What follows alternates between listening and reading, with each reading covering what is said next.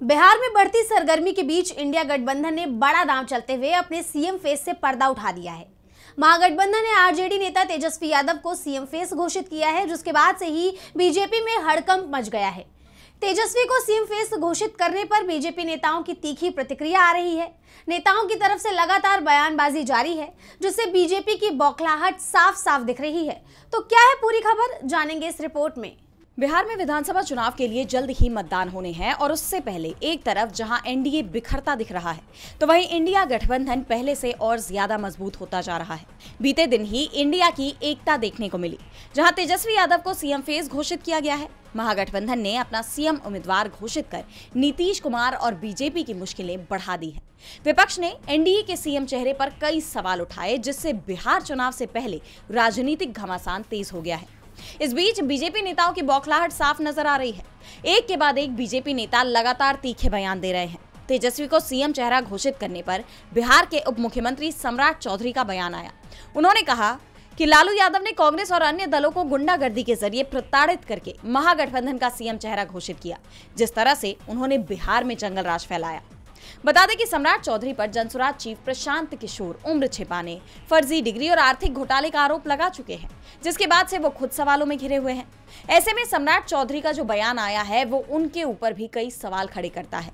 तो वहीं इस मामले में केंद्रीय मंत्री गिरिराज सिंह का भी बयान सामने आया। उन्होंने कहा कि इसमें अब कोई आश्चर्य नहीं है, लालू यादव ने बहुत हठपूर्वक अपने बेटे को सीएम उम्मीदवार घोषित किया है।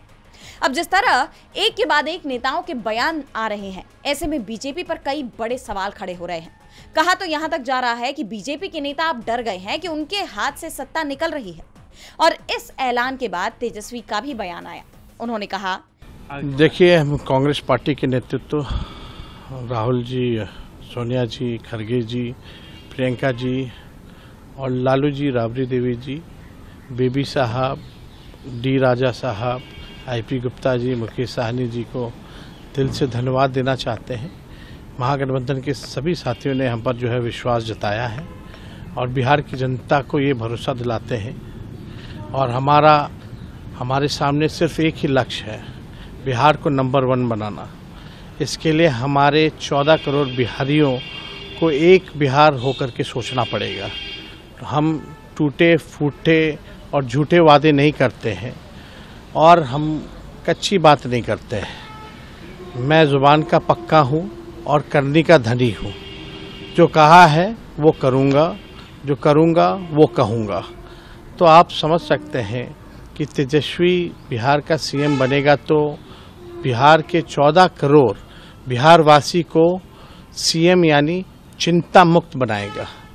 और मैं बिहार की जनता से बस इतना ही कहूँगा कि बिहार की जनता आशीर्वाद दें, ताकत दे, ताकि तेजस्वी जो है बिहार से बेरोजगारी को जड़ से समाप्त करे, घूसखोरी, रिश्वतखोरी, अपराध से मुक्ति दिलाने का काम करे, पलायन, महंगाई से मुक्ति दिलाने का काम करे। मेरा बस यही एक सपना है कि बिहार को नंबर 1 बनाने का। तेजस्वी ने साफ कर दिया कि बिहार को चिंता मुक्त बनाया जाए। तेजस्वी को सीएम फेस बनाने के बाद सवाल उठ रहे हैं कि इंडिया ने तो ऐलान कर दिया, लेकिन एनडीए कब अपने सीएम फेस का ऐलान करेगा। अब इसे लेकर विपक्ष का बयान आया है। कांग्रेस नेता पवन खेड़ा ने सवाल उठाते हुए कहा, ये किसने कह दिया आपको? कुछ नहीं।